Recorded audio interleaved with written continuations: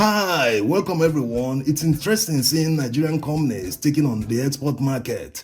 Many Nigerian entrepreneurs have realized that the world is one huge marketplace where everyone scrambles for his own market share. So whatever market they're able to find, they immediately take advantage. The massive vessel is not the only project you will see in this video. You will be seeing other mega projects completed and ongoing across Nigeria. BUA is one of the sugar giants in Nigeria, and they are already dominating exports, especially in Africa. To improve the efficiency in the delivery of their products to the different markets they are needed around the world, they decided to purchase their own shipping vessel. This massive vessel that they just took delivery is one of the two ordered from Mitsubishi in Japan.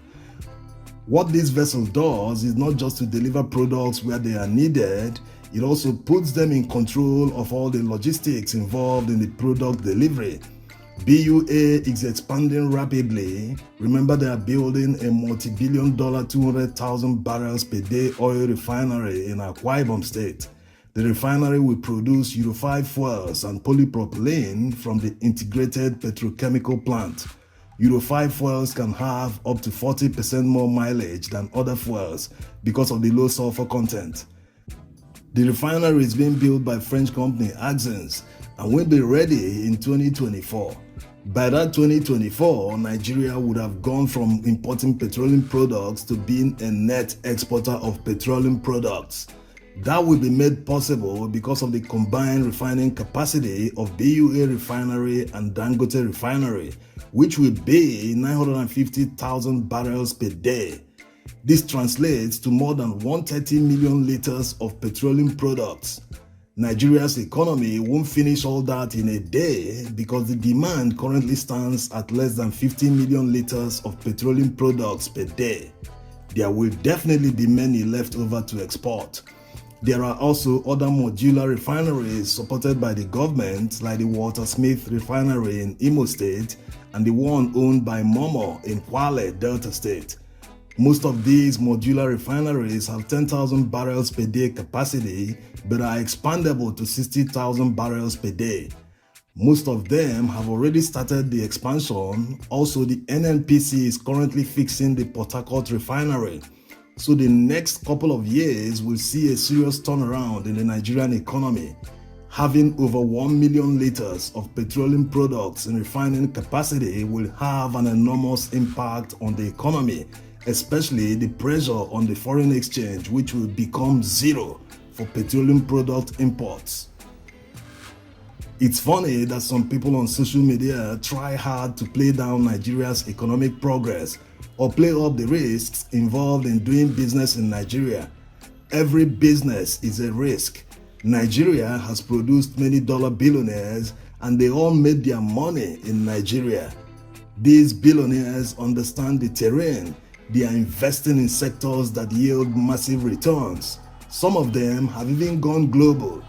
Nigeria remains one of the countries in the world where you can make massive profits because of the lack of stiff competition in many sectors. That's why the Chinese, Indians, and people from around the world are trooping into Nigeria and setting up SMEs and mega factories to take advantage of the growing economy. You can check out the video we made about the recent foreign investments in Nigeria. Get the link in the video description. Also, take a moment to subscribe to our channel and enable notification. Thanks.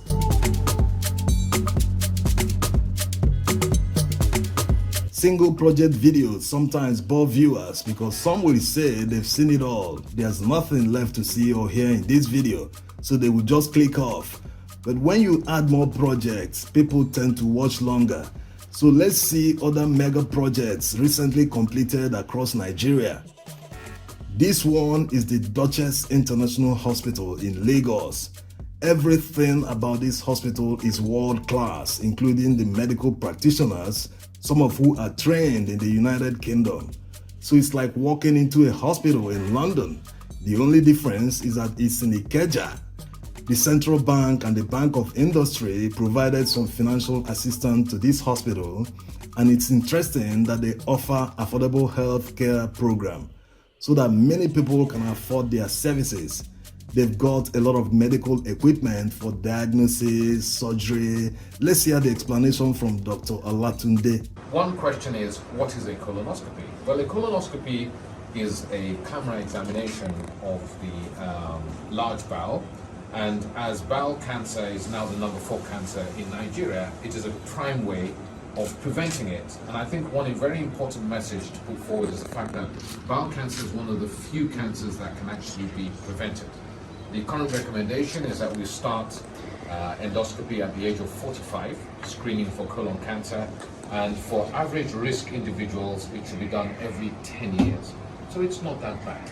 Now, what we've done here is we have tried to ensure that the quality of service and experience that our patients get is equivalent to going to the UK. So if you went to the UK today to have a colonoscopy, it would be identical to what you have here.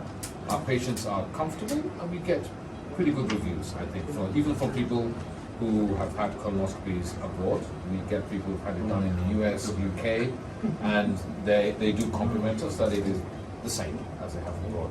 So the message is that there is no need to travel abroad for this kind of procedure. Next is the Shavine Bridge in Niger State. It is a small bridge, but the reason it is here, wait for it, yes, that's the old bridge that connects more than 30 communities in Niger State. You can imagine the risk involved in crossing the river on the wooden bridge, and it looks like it gets flooded when it rains heavily. Also, the rural communities that will benefit from this new bridge are all farming communities. So the bridge will definitely facilitate the movement of agricultural produce to other regions where they are needed.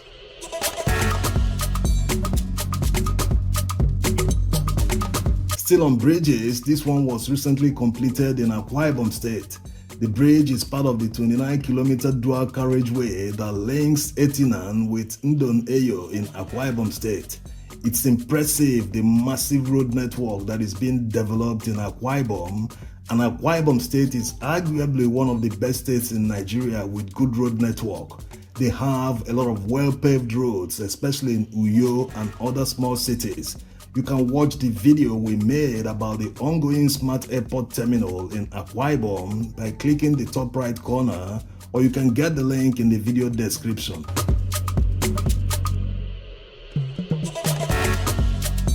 Just like in Lagos, where the Imota rice mill will soon launch, they have a 50-ton per day rice mill in Kogi already completed. This rice mill, built by the Kogi state government, will produce 24,000 bags of 50 kg rice monthly at full capacity. It's not as big as the one in Lagos, but it can serve the local rice producing communities in Kogi state. These investments matter, they all make lives easier for people. The rice mills that are springing up across Nigeria are part of food processing chain that should add more value to agricultural produce. This brings us to the next one. Although this has been shown in another video, new information is that the Agri Development Initiative of the federal government will be available in every state in Nigeria. The states shown here are part of the phase 1 of the jointly funded project. Over $500 million will be spent on agri processing zones in 7 states to add value and create employment. Instead of all the time exporting agricultural produce raw, some that needs processing can be processed locally before export or for sales in Nigerian market. A lot of people were wondering why a state like Benue, the food basket of the nation, was not among the pilot program. It might be because of anything. You know how government works. If the program is continued to the next phase, other states will definitely join. Food processing can generate a lot of revenue for the people involved, even more than the farmers themselves take home. Take for instance some cash crops, how much they are sold in bags by farmers compared to how much you can buy them in a supermarket.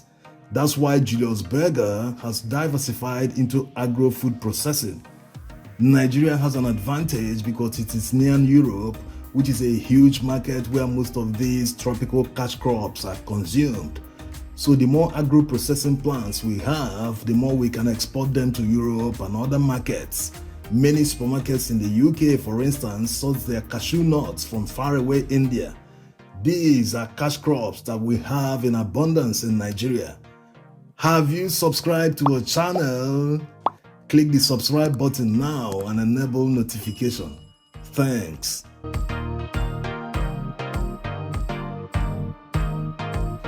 Next is another agro-industrial park in Abogwashi being constructed by the Delta State government on a massive 180 hectares of land.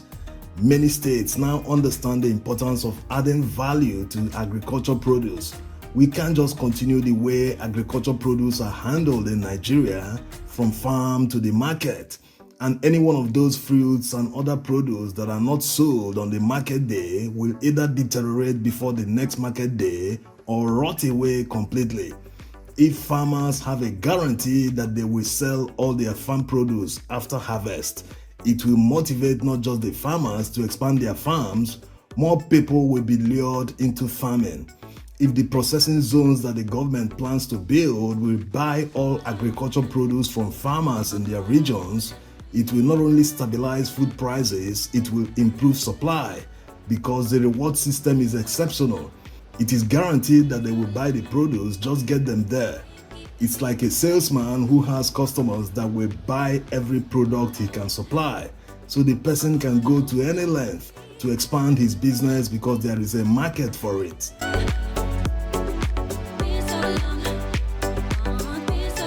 Next is another agriculture-related project. Ekiti State government is constructing an agro-allied cargo airport in Ekiti. As you can see, the project is progressing and they hope it can still be completed this year, 2022. Ekiti State has attracted a lot of investments recently in the food processing sector, like the $5 million investment in Ikun Dairy Farm. There are other companies that invested in rice mills in the Ekiti Special Agriculture Processing Zone.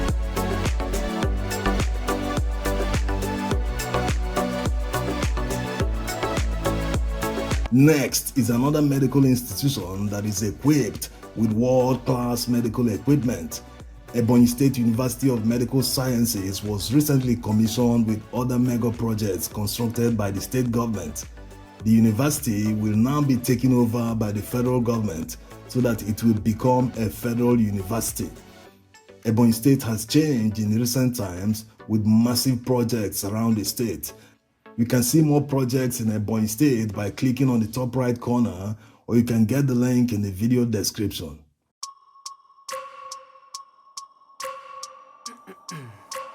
Next is the international cargo airport that Yobe State government is building in Damaturu, the state capital.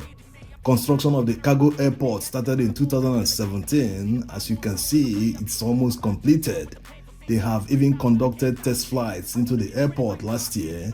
So very soon it will be officially commissioned and flight services can start. The Yobe International Cargo Airport will serve northeastern Nigeria when operations start. Right now, there is no dedicated cargo airport in the northeast. The airport has a 3.6-kilometer runway with other infrastructure that supports airport operations. If I can just think carefully, I control my destiny. Just like in Akwa Ibom, this dual carriage flyover at Ekiti Junction has finally been completed in Enugu. This flyover will reduce the nightmarish traffic experienced here by motorists, especially during rush hours. You can see more of Enugu by watching the road trip video we made that covers many housing estates in Enugu. All video links are in the video description.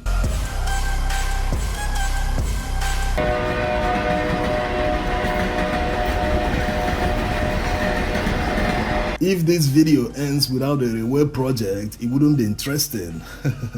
You know we cover a lot of Nigeria railway infrastructure. Remember when the NRC took delivery of cargo wagons like these ones some time ago? Yes, these ones are for the standard gauge railway. Now they've ordered more for the narrow gauge, which is good because standard gauge ends in Ibadan from Lagos. But the narrow gauge runs from Lagos to deep into the northwestern cities of Kano, Kaduna, and many others. So it makes sense to have these cargo wagons pending when the Ibadan-Kano section of the Western Rail Line is completed. This time, they bought cargo wagons that are suitable for transporting livestock, so cattle, goats, and other livestock can now be transported by rail to cities where they are needed. There are also refrigerated wagons for perishable vegetables and fruits. Alright, we hope you enjoyed the video. As usual, like the video, subscribe to our channel and enable notification. Till next time, bye bye.